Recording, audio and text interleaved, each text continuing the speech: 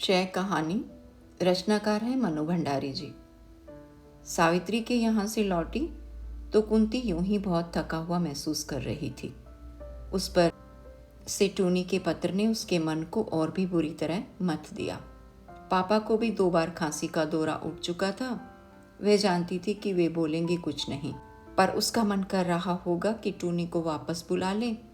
रात में लेटी तो फिर उसी पत्र को खोलकर पढ़ने लगी। दीदी, मेरा मन यहाँ ज़रा भी नहीं लगता। सारे समय पापा की और तुम्हारी याद आती रहती है। स्कूल वालों ने भी मुझे 8वीं में ही भर्ती किया है। उस दिन तुम मेरे हेडमास्टर साहब के पास चली जाती तो कितना अच्छा होता। पूरा 1 साल बच जाता। तुमने मेरा इतना सा काम भी नहीं किया। दीदी, पूरा 1 साल बिगड़वा दिया। क्या सचमुच ही उसने टूनी का साल बिगड़वा दिया? नहीं नहीं, जो कुछ उसने किया ठीक ही किया। कोई उसके पास इस तरह की सिफारिश लेकर आए तो उसका वश चले तो वह स्कूल के फाटक से ही निकाल बाहर करे। वह शुरू से ही इतना कहती थी कि टूनी पढ़, मेहनत कर, पर उस समय पापा को टूनी बच्चा लगता था। अब फेल हो गया तो जान पहचान का फ़ायदा उठाओ, सिफारिश करो। उसने जो कुछ किया ठीक किया। स्कूलों में ये सब देखकर उसका मन आक्रोश, दुख और गलानी से भर जाता है। पर होता है और वह देखती भी है। लेकिन उससे क्या हुआ? वह स्वयं ऐसा कभी नहीं करेगी। जिस दिन पापा ने उससे ये बात कही थी, वह अवाक से उनका मुंह देखती रह गई थी, जैसे विश्वास न हो रहा हो कि पापा भी कभी ऐसी बात कह सकते हैं, और वह भी कुंती से। कुंती आज जो कुछ भी है, विचारों से, विश्वास से पापा की ही तो बनाई हुई है। लेकिन पापा बदल गए हैं, बहुत बदल गए हैं। शायद ये बीमारी ही ऐसी होती है कि आदमी को बदलना पड़ता है। कुंती स्वयं महसूस करती है कि उसके जिस आदर्शवाद और दृढ़ आत्मविश्वास पर पापा कभी गर्व किया करते थे, उसी पर आज वे शायद दुख करते हैं। उन्हें लगता है जैसे कुंती को बनाने में वे कहीं भूल कर बैठे हैं। वह अपना मन टटोलने लगी। क्या सचमुच ही कुछ गलत विश्वास और गलत सिद्धांत वह पाल बैठी है? सामने वायलिन पड़ा था। वह उठी और वायलिन लेकर छत पर चली गई। जब उसका मन बहुत खिन्न होता है, उसे वायलिन बजाना बहुत अच्छा लगता है। रात के सन्नाटे में मन का अवसाद जैसे संगीत की स्वर लहरियों पर उतर उतर कर चारों ओर बिखरने लगता है। वह आंख मूंद कर बेसुध सी वायलिन बजाने लगी। उसकी त्रस्त आत्मा, खिन्न मन और शिथिल शरीर धीरे धीरे सब थिरकने लगे। वह किसी और ही लोक में पहुंच गई। खों खों खों, पापा की लगातार खांसी से उसकी तन्मयता टूटी। एकाएक ही उंगलियां शिथिल हो गई और वायलिन ठोड़ी के नीचे से सरक कर छाती पर आ टिका। वह नीचे आई। पापा को आज 3री बार दौरा उठा था। उन्हें दवाई दी और पास बैठकर तब तक पीठ सहलाती रही जब तक वे शांत होकर लेट नहीं गए। जब वह अपने कमरे में आकर लेटी तो रात करीब आधी बीत चुकी थी। आज सावित्री के यहाँ उसका पहला दिन था। उसे ख्याल आया, कल जब वह स्कूल जाएगी तो मिसेस नाथ उसे देखकर वैसे ही व्यंग्यात्मक ढंग से मुस्कुराएंगी। उसकी इस मुस्कुराहट ने हमेशा ही उसके मन में घृणा पैदा की है। उसे लगा जैसे कल वह इस मुस्कुराहट का सामना नहीं कर सकेगी। उसका उपहास करती, उस पर आरोप लगाती सी मिसेस नाथ की मुस्कुराहट अंधेरे में एक बार उसके सामने कौंध गई। कुंती ने करवट बदली तो मकान मालिक के बच्चों के मास्टर का दयनीय सूखा सा चेहरा उसके सामने उभर आया। एक यह व्यक्ति है जिसने उसके मन में हमेशा अपने काम के प्रति अरुचि उत्पन्न की है। ओह, क्या क्या कल्पनाएं थी उसके मन में अध्यापन को लेकर। लेकिन मिसेस नाथ, ये मास्टर। कुंती ने फिर करवट बदल ली। 1 महीने में ही घर का जैसे सब कुछ बदल गया। उसे वह दिन याद आया जब वह डॉक्टर के यहाँ से पापा की एक्सरे प्लेट के साथ रिपोर्ट लेकर आई थी कि उन्हें क्षय है। रास्ते भर वह यही सोचती आई थी कि पापा को रिपोर्ट कैसे देगी, उन पर उसकी क्या प्रतिक्रिया होगी। दवाइयों का लंबा नुस्खा और हिदायतों की लंबी सूची समस्या के दूसरे पहलू को भी उभार उभार कर रख रही थी। कैसे वह सब करेगी? करना तो सब उसी को है। पिछले 4 सालों से इस घर के लिए वही तो सब कुछ करती आई है, वही तो पापा की पहली संतान है और पापा हमेशा ही कहते थे वह उनकी लड़की नहीं लड़का है। शुरू से उसे लड़के की तरह ही पाला। बचपन में वह लड़कों के साथ खेली, लड़कों के साथ पढ़ी और अब लड़कों की तरह ही घर को संभाल रही है। पर अब घर पहुंची तो पापा पलंग पर लेटे थे। उसने चुपचाप वह लिफाफा उनके हाथ में थमा दिया और नौकर को चाय लाने का आदेश देकर अंदर चली गई। वह प्रतीक्षा कर रही थी कि पापा उसे बुलाएंगे, कुछ कहेंगे, पर उन्होंने नहीं बुलाया। क्या पापा को रिपोर्ट देखकर सदमा लगा? क्या वह पहले नहीं जानते थे कि उन्हें शय है? फिर चाय पीने वह बाहर जाकर बैठी। शायद अब कोई बात चले, पर फिर मौन। पापा पैर फैलाकर तकिए के सहारे बैठे शून्य नज़रों से आसमान निहार रहे थे। कुंती ने प्याला पकड़ाया तो चाय पीने लगे। खामोशी के वे क्षण कुंती को बहुत बोझिल लगे थे। सामने इतनी बड़ी समस्या है और दोनों यूं ही मौन बैठे हैं। स्थिति की गंभीरता को दोनों ही महसूस कर रहे थे, पर लग रहा था जैसे उसका नाम लेने भर से वह और विकट हो जाएगी। पापा शायद सोच रहे थे कि दोनों बच्चे कितने असहाय महसूस करने लगेंगे, और कुंती सोच रही थी कि बात करने से ही पापा के मन में जीवन के प्रति कैसी घातक निराशा छा जाएगी। दोनों बच्चों के अनिश्चित भविष्य की चिंता उन्हें कितना व्यथित बना देगी। पर मौन रहने से ही तो ये सब नहीं सुलझ जाएगा। तब केवल बात करने भर के लिए ही कुंती ने टूनी को इलाहाबाद भेजने की बात कह दी थी। वे जानते थे कि पापा इसका विरोध करेंगे। अपने बच्चों को वो एक दिन के लिए भी अपनी आंखों से दूर नहीं कर सकते। फिर टूनी छोटा था, अधिक लाडला, पर वे कुछ नहीं बोले थे। धीरे से इतना कहा था, भेज देना। कुंती को लगा जैसे पापा विवश होकर कह रहे हों, मैं कौन होता हूँ कुछ कहने वाला। अब तो तुम ही सब कुछ हो, जो चाहो सो करो, मैं शैका रोगी। कुंती की आंखें छलछला आई थी। थोड़ी देर बाद पापा ने रुकते रुकते कहा था, एक बार कोशिश करके इसे चढ़वा तो दे। तेरी हेडमास्टर साहब से अच्छी जान पहचान है, वहां भी जाए तो 1 साल तो बच जाए। जहर की तरह कुंती ने चाय का घूंट निगला था और अपने को भरसक संयत करके बोली थी, पापा कम से कम स्कूलों को तो इन सारी बातों से भ्रष्ट न करवाओ।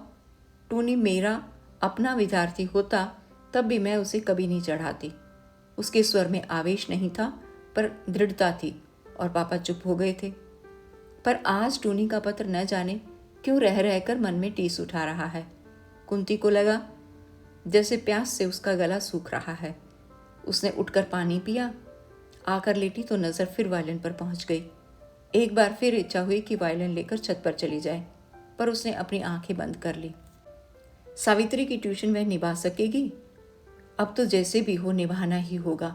वह स्कूल में 6 घंटे काम करती है, तब जाकर उसे 200 रुपये मिलते हैं, और कहीं 1.5 घंटे से ही 200। फिर 1 महीने खुशामद की उसकी माँ ने। 4 चक्कर तो घर के ही लगाए, पर फिर भी। और उसकी आंखों के सामने मकान मालिक के मास्टर जी फिर घूम गए। वे मास्टर जी हैं, पर कभी रिक्शा में सामान लदवा कर लाते हैं, कभी सेठानी का हिसाब लिखते हैं। वह तो जिस दिन भी देखेगी कि उसके सारे परिश्रम के बावजूद सावित्री नहीं सुधर रही, कुछ भी नहीं सीख रही, उसी दिन छोड़ देगी, चाहे कितनी ही मुसीबत क्यों न सहनी पड़े। सावित्री को पढ़ाना कोई सरल काम नहीं है। जो 8वीं के भी लायक नहीं है, उसे 9वीं में पास करवाना। 1 महीने में ही बैंक से पापा के 1000 से अधिक रुपए निकल चुके थे। वह नहीं चाहती है कि अब और निकलें। पूंजी के नाम पर उनके पास कुल 5000 ही तो थे, जिनके प्रति उनका मोह उम्र के साथ ही साथ बढ़ता जा रहा था। लगता था जैसे ये रुपया ही उनका एकमात्र सहारा है। उसे वे कभी कुंती के ब्याह के लिए बताकर एक उत्तरदायी बाप होने का संतोष प्राप्त करते थे, तो कभी टूनी की पढ़ाई के लिए बताकर उसके उज्जवल भविष्य की कल्पना का सुख लेते थे। उसमें से भी अब खर्च होने लगा। कुंती भी क्या करती? यूं तो पापा की पेंशन, अपनी तनख्वाह और गांव के मकान के किराए से वह अच्छी तरह काम चलाती आ रही थी, पर बीमारी का ये अतिरिक्त खर्च, और बीमारी भी अनिश्चित अवधि तक की। दूर कहीं मुर्गा बोला, ये क्या सवेरा होने आया? तो वह आज बिल्कुल नहीं सोने पाई। कल सवेरे से ही फिर जुट जाना है। बाजार, स्कूल, सावित्री, पापा की परिचर्या। उसका सिर भारी होने लगा। अपना क्लास लेकर कुंती स्टाफ रूम में पहुंची और चुपचाप कुर्सी पर बैठकर बाहर देखने लगी। बहुत सी कापियां देखने को जमा हो गई थी, पर मन ही नहीं कर रहा था कुछ करने को। सिर बेहद भारी हो रहा था और नींद आंखों में घुल रही थी। तभी मिसेस नाथ अपने भारी भरकम कंधों पर कॉपियों के 2 गट्ठर लादे घुसी। उसने देखकर भी नहीं देखा। नाथ भी कुछ नहीं बोली, चुपचाप कॉपियां देखने बैठ गई। कुंती ने सोचा, क्या इन्हें मालूम नहीं हुआ है कि मैंने सावित्री के यहाँ ट्यूशन कर ली है? हो सकता है आज न हुआ हो, पर कल तो होगा ही। तब फड़फड़ाती हुई एक कॉपी फर्श पर गिरी तो कुंती ने चौंक कर पीछे देखा। नाथ ने गुस्से में आकर किसी लड़की की कॉपी ही उछाल दी थी और हड़बड़ा रही थी। दिमाग में गोबर भरा है और पढ़ने का शौक चल रहा है। अपने घर बैठो, खाओ पियो और मौज करो, न जाने कहाँ कहाँ से दिमाग चाटने आ जाती हैं। कुंती फिर बाहर देखने लगी। यूं वह इस 1 साल में इन सब बातों की काफ़ी अभ्यस्त हो चुकी थी। फिर भी लड़कियों पर यूं झुंझलाना, ऐसे अपशब्द कहना उसे कभी अच्छा नहीं लगता। फिर पढ़ी लिखी सभ्य सुसंस्कृत महिलाओं के मुंह से निकले हुए ऐसे शब्द जो इतनी छात्राओं की अध्यापिकाएं हैं, उनकी आदर्श हैं। उसे याद आया जब पहली बार उसने इन्हीं नाथ को डांटते हुए सुना था तो आश्चर्य और गुस्से के साथ साथ उसे बेहद हंसी भी आई थी। वे गुस्से से कांपती हुई जोर जोर से स्केल को मेज पर पटक कर सामने खड़ी थर थर कांपती किसी लड़की को कह रही थी, कल यदि पाठ याद करके नहीं आई तो इस चलते हुए पंखे से लटका दूंगी। और कुंती को पंखे से लटकी हुई लड़की की कल्पना ने बेहद हंसाया था। एक वह थी जो अपनी कमजोर छात्राओं को सवेरे जल्दी आकर पढ़ाया करती या देर तक ठहर कर पढ़ाती। स्नेह और सहानुभूतिपूर्ण व्यवहार से उनके खोए आत्मविश्वास को जगाती। पढ़ाई के अतिरिक्त विभिन्न रुचियों के विकास के लिए नई योजनाएं बनाया करती थी। इस सब का परिणाम ये हुआ था कि थोड़े ही दिनों में वह अपनी सहकर्मियों के बीच व्यंग्य और उपहास की पात्री और छात्राओं की परम प्रिय बहन जी बन गई थी। पर साल भर बीतते बीतते उसका भी उत्साह बहुत कम हो गया था। कॉपियां देखते समय उसने कई बार अपने परिश्रम की व्यर्थता महसूस की थी, पर फिर भी ऐसे अपशब्द, इस तरह झल्लाना। सुना है सावित्री की माँ ने उसे किसी दूसरे स्कूल में 9वीं कक्षा में भर्ती करवा दिया है और शायद तुमने उसे घर पर पढ़ाना मंजूर कर लिया है। बात कुंती से ही कही गई थी, पर कुंती ने न मुड़कर उधर देखा न जवाब ही दिया। पैसे के जोर से 9वीं कक्षा क्या, मैट्रिक का सर्टिफिकेट भी मिल सकता है। और भाई, हमने तो पहले ही कहा था कि ऐसी अच्छी ट्यूशन भाग्य से ही मिलती है। तब सामने वाला खुशामद कर रहा है तो हमें क्या, सीखे ना सीखे हमारी बला से। हम तो जितना समय तय हुआ है पढ़ा कर आ जाते हैं। अच्छा कुंती, कितना लोगे? नाथ के शब्द कुंती को बुरी तरह भेद रहे थे। बिना मुड़े ही उसने जवाब दिया, मैंने लेन देन की कोई बात नहीं की। 1 महीने में यदि वह कुछ सीखेगी तो पढ़ाऊंगी, नहीं तो छोड़ दूंगी। और उसे लगा कि नाथ के चेहरे पर फिर वही व्यंग्यात्मक मुस्कुराहट फैल गई है, मानो कह रही हो, अभी नई नई हो इसलिए ये सब कर रही हो, धीरे धीरे अपने आप रास्ते पर आ जाओगे। क्या सचमुच कुंती भी एक दिन नाथ जैसी हो जाएगी? घर जाकर कुंती ने चाय पी और सावित्री के यहाँ चलने की तैयारी करने लगी। चाय वह हमेशा पापा के साथ बैठकर ही पीती थी और उनकी तबीयत का हाल भी जान लेती थी। यूं नौकर अच्छा है, फिर भी उसने रमा बुआ को लिख दिया है कि वे गांव से आ जाएं। उसका तो बहुत सा समय बाहर निकल जाता है। घर का कोई आदमी पापा के पास होना ही चाहिए। वह उठने लगी तो पापा ने कहा, अभी तो स्कूल से आई है, थोड़ी देर आराम कर ले। वह बैठ गई। वह जानती है कि देर कर देने से ट्राम बस में ऑफिस की भीड़ हो जाती है, घुसना असंभव हो जाता है। फिर भी पापा की बात टालना नहीं चाहती। उसके इस दोहरे परिश्रम से पापा यूं ही काफ़ी दुखी हैं। इस सब के लिए वे अपने को ही उत्तरदायी समझते हैं। कुंती उनके दुख को किसी प्रकार भी नहीं बढ़ाना चाहती। इस बीमारी ने कितना विवश, कितना निर्ही बना दिया है पापा को। 1 महीना पढ़ाकर ही कुंती को लगा कि सावित्री को वो अब नहीं पढ़ा सकेगी। 1.5 घंटा पढ़ाने के लिए पूरा 1.5 घंटा और उसे बस में बिगाड़ना पड़ता है और इस प्रकार स्कूल के बाद पूरे 3 घंटे सावित्री के नाम अर्पण हो जाते हैं। उसके बाद वह इतनी थक जाती है कि किसी पत्रिका की 2 पंक्तियां भी उससे नहीं पढ़ी जाती। कल जब वह लेटी थी तो उसने देखा था कि वायलिन पर धूल की हल्की सी परत जम गई है। उसका मन टीस उठा था। उसने धूल पोंछी, पर चाहकर भी बजाने के लिए वह ऊपर नहीं जा सकी थी। बस एकटक उसे देखती रही थी और उसे लग रहा था कि यदि जिंदगी का यही रवैया रहा तो वह शायद फिर कभी वायलिन नहीं बजा सकेगी। इस कल्पना से उसकी आंखें छलछला आई थी। नहीं नहीं, जो भी होगा वह सहन कर लेगी, पर कल ही सावित्री की माँ से कह देगी कि वह अब पढ़ा नहीं सकेगी। और सचमुच दूसरे दिन कुंती ने जाकर सावित्री की माँ से कहा, देखिए, मैंने अपनी ओर से भरसक प्रयत्न किया, पर लगता है सावित्री को पढ़ाना मेरे लिए संभव नहीं होगा। सारे रास्ते वह संकल्प विकल्प करती रही थी।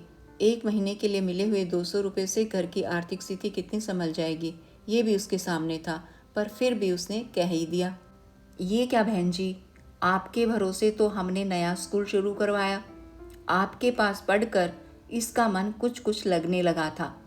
ऐसा तो मत करिए, एक बार बस किसी तरह 10वीं में पहुंचा दीजिए। मैं बेहद थक जाती हूँ, दूर भी तो बहुत आना पड़ता है, फिर पापा बीमार हैं, उनकी देखभाल दवा दारू करने के लिए भी तो मैं ही हूँ। पर कुंती को स्वयं लगा कि बात के अंत तक आते आते उसके स्वर की दृढ़ता जाती रही है। दूर तो है, कलाई में हीरे की चूड़ी नचाती हुई सावित्री की माँ बोली, पर 1 साल तो अब आप निभा ही दीजिए। फिर कुछ रुकते रुकते बोली, ना हो मैं गाड़ी का प्रबंध कर दूंगी, और क्या कर सकती हूँ। कुंती अवाक सी माँ का चेहरा देख रही थी। 200 रुपये और गाड़ी? बात यह है बहन जी कि सावित्री की बात एक बहुत बड़े घर में चल रही है। उन लोगों की एक ही जिद है कि लड़की 10वीं हो जाएगी तो शादी करेंगे। आप किसी न किसी तरह 10वीं में पहुंचा दीजिए, फिर वो संभाल लेंगे। अब आजकल के लड़कों को भी क्या कहें, और ये सावित्री भी है कि आपके सिवा किसी से पढ़ने को राजी ही नहीं होती। आप आइए, गाड़ी का प्रबंध मैं कर दूंगी। उस दिन कुंती गाड़ी में बैठकर घर लौटी। जैसे ही गाड़ी कोठी के फाटक में घुसी, उसने देखा मकान मालिक के यहाँ वाले मास्टर साहब रिक्शा में सामान लदवाए चले आ रहे हैं। अपने को गाड़ी में पाकर उसका मन गर्व और आत्मसंतोष से भर गया। उसने ट्यूशन भी की तो आत्मसम्मान के साथ की। बड़ी कोठी को पार करके वह अपने घर के सामने उतरी। पापा ने सुना तो वो भी प्रसन्न हुए। दूसरे दिन संध्या को जब वह गाड़ी में बैठकर सावित्री के यहाँ जा रही थी तो उसने पहली बार देखा कि वह रास्ता कितना सुंदर है। ठसाठस भरी हुई बस में धक्के खाते समय शायद अपने को संभालने की चिंता ही अधिक रहती थी, और काम से लौटे हुए सट सट कर खड़े प्राणियों के पसीनों की दुर्गंध से सिर भन्नाता रहता था। उस सब को पार करके रास्ते का सौंदर्य देख पाना क्या कोई सरल काम था? थोड़े दिनों में ही उसे लगने लगा काश वह स्कूल भी गाड़ी में ही जा पाती। टूनी का मन अब लग गया था। मामा ने खबर दी थी कि वह पढ़ाई में भी अच्छा चल रहा है। पापा की तबीयत कभी ठीक कभी खराब ऐसे ही चलती। बोलना उन्होंने एक प्रकार से बंद ही कर दिया था। उनकी देखभाल के लिए रमा बुआ आ गई थी। कुंती के लिए वही स्कूल, घर, सावित्री, सारा घर जैसे ठर्रे पर चल रहा था। मन जब बहुत उबलता तो रात में ऊपर जाकर घंटों वायलिन बजाती। यही तो उसके नीरस जीवन का एक आधार था। उस दिन कुंती सावित्री को पढ़ाकर घर के लिए काम दे रही थी कि सावित्री की माँ ने एक बच्चे के साथ प्रवेश किया। बहन जी, ये सावित्री का भांजा है, अब से मेरे पास ही रहेगा। इसे कल ही स्कूल में डाला है। सावित्री के बाद थोड़ी देर तक इसे भी देख लिया करिए। कुंती को बोलने का अवसर दिए बिना ही वह बोले चली जा रही थी। बड़ा प्यारा बच्चा है, मीठी मीठी बातें करके आपका मन मोह लेगा। नमस्ते करो मुन्नू। और उस बच्चे ने छोटे छोटे हाथ जोड़ दिए। कुंती न हाँ कह सकी न ना। अब सावित्री के बाद आधे घंटे के करीब वह बच्चे को भी पढ़ाने लगी। संतोष और तसल्ली यही थी कि उसके बाद उसे गाड़ी घर तक छोड़ने आती थी, और गाड़ी में बैठकर जब ठंडी हवा का झोंका उसके बदन को सहलाता था तो उसे बहुत अच्छा लगता था। धीरे धीरे ये सिलसिला बढ़ता गया। सावित्री के छोटे भाई बहनों में से कोई न कोई अब आता ही रहता। कभी किसी को घर का काम पूछना रहता था तो किसी को टेस्ट की तैयारी करनी रहती थी। माँ बस इसी बात का ध्यान रखती थी कि सावित्री जब तक पढ़े कोई बच्चा कमरे में ना आ पाए। कभी कभी तो स्वयं उसके पास आकर बैठती, सावित्री की पढ़ाई की बात पूछती, पापा की तबीयत के बारे में पूछती, घर की और बातें पूछती, फिर कुंती के धैर्य की, उसके साहस की तारीफ करती हुई चली जाती। शुरू शुरू में कुंती को ये सब बहुत अटपटा लगता था, फिर धीरे धीरे वह इस सब की अभ्यस्त हो गई। रात को जब वह लेटी तो टूनी की बड़ी याद आ रही थी। आज स्टाफ रूम में देखे हुए एक सिनेमा पर बड़ी बातें होती रही थी। टूनी के जाने के बाद कितना नीरस हो गया है उसका जीवन। बिस्तर पर लेटे हुए पापा और काम में व्यस्त बुआ जी, उसके बराबर की और लड़कियां कितनी मौज करती हैं। घूमना फिरना, सैर सपाटे, हंसी मजाक, उसके जीवन में तो ये सब दूर दूर तक भी नहीं है। क्या कहीं भी नहीं होगा? क्या उसका सारा जीवन यूं ही निकल जाएगा?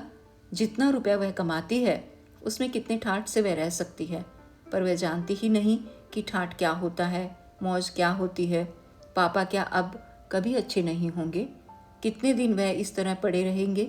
टूनी होता तो वह कल ही उसके साथ सिनेमा जाती। कब टूनी बड़ा होगा और उसके कंधों का भार हल्का करेगा। सच, अब तो वह ऊब गई है। सामने वायलिन लटका था, अब वह बजा नहीं पाती, उसे देखती रहती है। उसे एकटक देखते रहना भी सांत्वना देता है। कितना कम हो गया है उसका वायलिन बजाना। जब तब समय मिलता है तो उसकी धुल पहुंच देती है। कभी कभी तो उसका मन करता है कि स्कूल घर सब छोड़कर अपना वायलिन लेकर कहीं चली जाए और इतना बजाए कि उसका अस्तित्व ही मिट जाए। वह कुंती न रहे, बस संगीत की एक स्वर लहरी बन जाए, उसमें मिल जाए। दिसंबर की छुट्टियों में टूनी आया। उसके आने से ही जैसे घर चहक उठा। पापा प्रसन्न, कुंती प्रसन्न। घर की एक रास्ता टूट गई। आते ही उसने फरमाइश की कि क्रिकेट का टेस्ट मैच देखेंगे। अभी भी क्रिकेट के लिए उसका पागलपन जैसे का तैसा बना हुआ था। पिछले साल सारा दिन क्रिकेट खेल खेल कर ही तो फेल हुआ था, पर इस बार कुंती ने टिकट का प्रबंध करने के लिए ज़मीन आसमान एक कर डाला। उसकी बड़ी इच्छा थी कि जैसे भी हो टूनी को वह मैच देखने के लिए भेज दे। इसी बहाने वह अपने परिचितों के घर भी हो आई, वरना आजकल तो मिलना जुलना भी छूट गया था। पर किसी तरह भी टिकट का प्रबंध नहीं हो सका। वह समझ नहीं पा रही थी कि लोगों पर ऐसा पागलपन कैसे सवार हो जाता है इस खेल को लेकर। किसी चीज़ का नशा भी होता है, ये सब वह जैसे तैसे धीरे धीरे भूलती जा रही थी। उसने टूनी को समझा दिया कि कमेंट्री सुनकर ही संतोष कर लेना। सावित्री के यहाँ पढ़ाने गई तो सावित्री ने डरते डरते कहा, बहन जी कल मत आइए, हम मैच देखने जाएंगे। अच्छा, तुम लोगों को टिकट मिल गए? मेरा छोटा भाई भी आया हुआ है इलाहाबाद से, पागल हो रहा है, पर किसी तरह टिकट का इंतज़ाम नहीं हो सका। माँ से पूछो, शायद एक आध ज़्यादा हो। और सावित्री दौड़ गई। कुंती सोच रही थी उसे इन लोगों का ख्याल क्यों नहीं आया अभी तक। माँ आई, टेलीफोन किया और कहा, आप उसे तैयार रखिए 9 बजे, बच्चे गाड़ी में उधर से ही लेते जाएंगे। कुंती प्रसन्न हो गई। टूनी सुनेगा तो कितना प्रसन्न होगा। वह जबरदस्ती इन लोगों से खिंची खिंची रहती है, कितना अपनापन रखते हैं बेचारे। पापा के बारे में भी हमेशा पूछती रहती है, कहती रहती है किसी भी तरह की ज़रूरत हो तो कहिएगा। वह व्यवहार में क्यों ज़रूरत से ज़्यादा रूखी है। टूनी इलाहाबाद लौट गया। उसी सप्ताह 2 बार पापा की तबीयत बहुत खराब हुई। कई दवाइयाँ बदली, विशेषज्ञों को भी बुलाना पड़ा और न चाहकर भी कुंती को फिर बैंक से 500 रुपये निकालने पड़े। आखिर वे क्या करे? अब बचे ही कितने हैं, वे भी समाप्त हो जाएंगे। तब कुंती नहीं जानती कि तब वह क्या करेगी। सावित्री के 6 इम्तिहान का फल निकलने वाला है। वह पहले से ही कुछ सुधरी है, पर 9वीं में वह पास नहीं हो सकती, ये कुंती जानती है। उसने तो पहले भी कहा था, पर माँ को एक ही जिद है कि जैसे भी हो उसे 10वीं में भेजना है। तो वह क्या करे? वह पूरा परिश्रम करती है, जी जान लगाकर पढ़ाती है। परीक्षा फल अच्छा नहीं निकला तो माँ क्या कहेंगी। वह पहुंची तो पहले माँ से ही मुलाकात हुई। लीजिए, आपकी ही बात कर रही थी। इस बार मेरा एक काम आपको करना होगा। कुंती की जिज्ञासु आंखें माँ के चेहरे पर टिक गई। मेज़ की दरार में से एक थैला निकालकर वह बोली, उस दिन आपका भाई जैसा स्वेटर पहने था वैसा एक मेरे लिए भी बना दीजिए। मैं तो ये काम जानती नहीं, उसका स्वेटर मुझे बहुत ही पसंद आया। बाहर से किसी के बुलाने पर माँ थैला मेज़ पर छोड़कर चली गई और फिर लौटकर आई ही नहीं। कुंती लौटी तो उसके हाथ में ऊन का थैला था। घर आते ही बुआ ने बताया, डॉक्टर साहब आए थे, एक नुस्खा दे गए हैं। उसने बिना देखे ही नुस्खा पर्स में पटक दिया। पापा के पास पहुंची तो वे आंखें बंद किए सो रहे थे। एक क्षण वह उनके मुरझाए जर्द चेहरे को देखती रही, फिर भारी मन से लौट आई। उस रात उसने खाना भी नहीं खाया। चुपचाप पड़ी पड़ी वायलिन को ही देखती रही। फिर आंखें मूंदी तो कोरों से आंसू लुढ़क पड़े। आखिर जिस बात का डर था वही हुआ। सावित्री 6 इम्तिहान में फेल हो गई। कुंती पहुंची तो देखा सावित्री रो रही थी, माँ का पारा चढ़ा हुआ था। कुंती को देखते ही बोली, ये देखिए, यह निकला रिजल्ट। आप तो कहती थी कि अब सुधर रही है, निकल जाएगी, सभी में तो फेल है। नहीं बहन जी, अब तो ये पढ़ाई छुड़ानी ही पड़ेगी, पढ़ना लिखना इसके बस का नहीं। फिर वह सगाई की बात भी खत्म हुई। अब कौन पानी की तरह रुपया बहाए। देखूं, कुंती ने रिपोर्ट हाथ में लेते हुए कहा। पेपर्स इतने खराब नहीं किए थे कि सभी में फेल हो जाती, पर उसे रिपोर्ट में लाल धब्बे के सिवा कुछ नहीं दिखाई दे रहा था। सावित्री की रिपोर्ट के लाल धब्बे, पापा के कफ में खून के लाल धब्बे, सब जगह बस लाल लाल। मैं तो अभी भी कहती हूँ कि आप एक बार इसके स्कूल जाइए, इसकी टीचरों से मिलिए। स्कूल जाने से बात ही दूसरी हो जाती है। कुछ उम्मीद हो तो पढ़ाई जारी रखें, नहीं तो किस्सा खत्म करें। और कुंती सोच रही थी उसके घर आकर उसकी खुशामद करने वाली माँ और यह माँ क्या एक ही हैं? मैं स्कूल जाकर पता लगाऊंगी, बात करूंगी।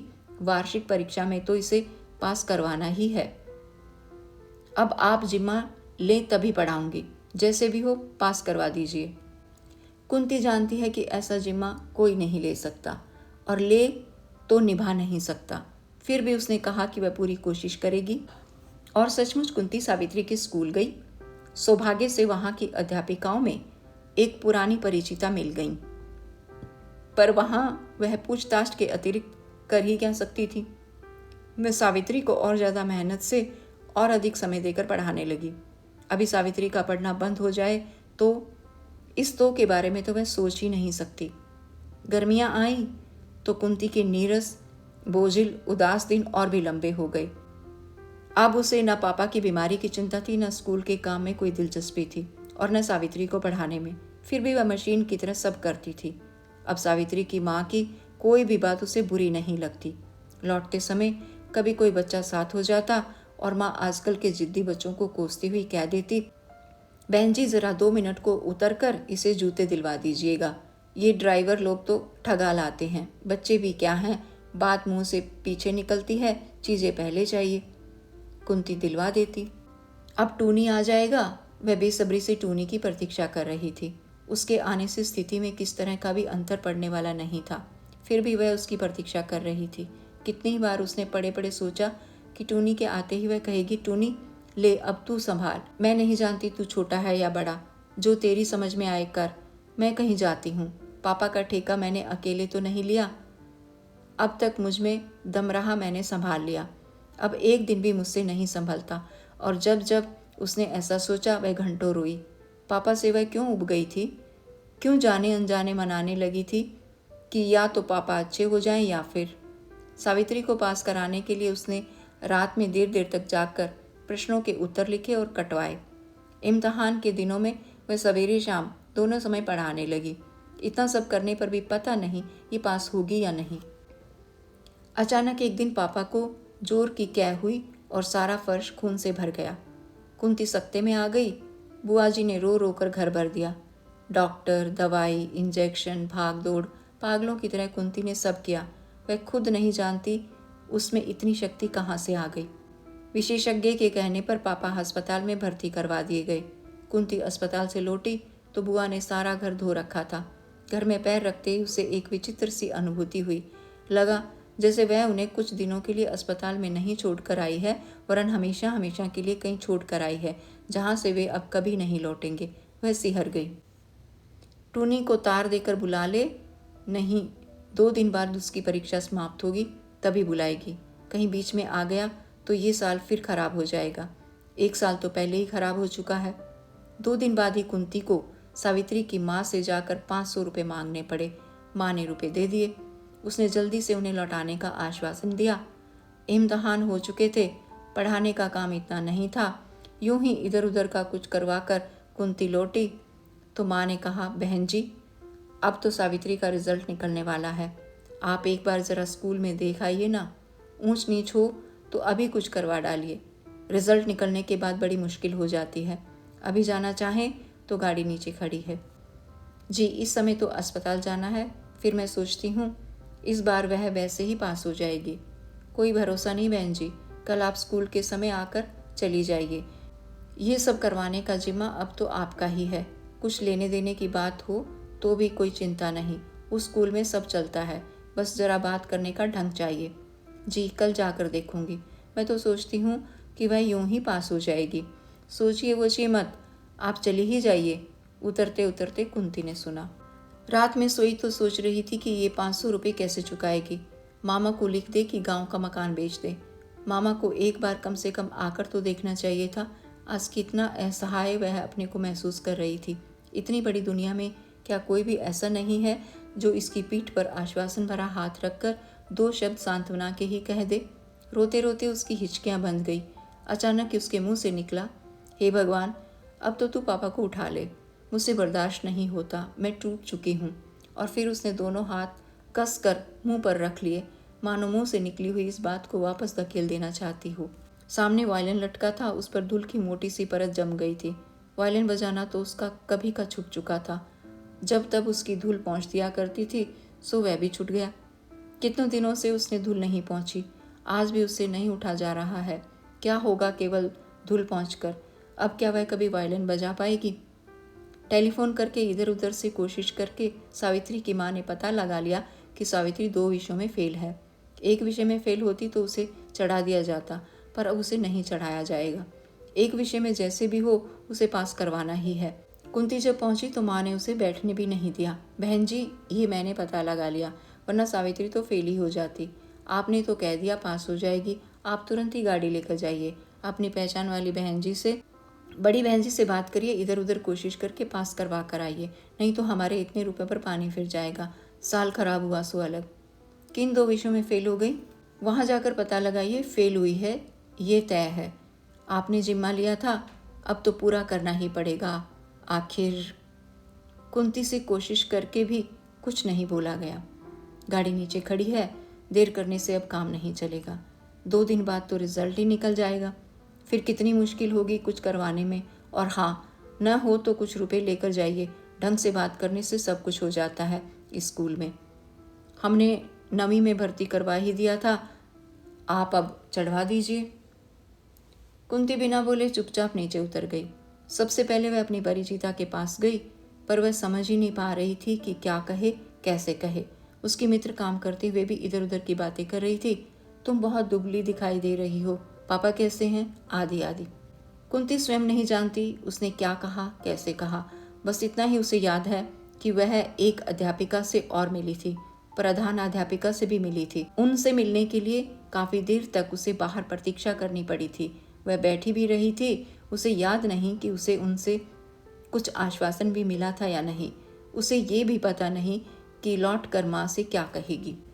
नीचे उतरी तो प्यास से उसका गला बुरी तरह सूख रहा था। मई की गर्मी भी कितनी भयंकर होती है। उसने चपरासी से पानी मांगा। उधर से एक भारी भरकम महिला हंसती हुई पेपर्स का बंडल लिए गुजरी। कुंती को लगा महिला मिसेस नाथ से कितनी मिलती जुलती है। चपरासी ने पानी ला कर दिया तो एक सांस में ही वह सारा गिलास खाली कर गई। पता नहीं जल्दी पीने के कारण या क्यों उसे बड़े जोर की खांसी आई। वह खांसती ही चली गई, खों खों खों, यहाँ तक कि उसका मुंह लाल हो गया और आंखों से पानी निकलने लगा। एक हाथ से छाती दबाए और दूसरे से रुमाल मुंह पर रखे वह गाड़ी की ओर बढ़ी। खांसी बंद हुई, पर फिर भी उसके कोनों में जैसे वही आवाज़ गूंजती रही, खों खों खों। एकाएक कुंती को लगा कि उसकी ये खांसी, ये खोखली खोखली आवाज़ पापा की खांसी से कितनी मिलती जुलती है। हूबहू वैसी ही तो है। सहम कर उसने गाड़ी के शीशे में देखा, कहीं उसके चेहरे पर भी तो वैसा कुछ नहीं जो उसके पापा के चेहरे पर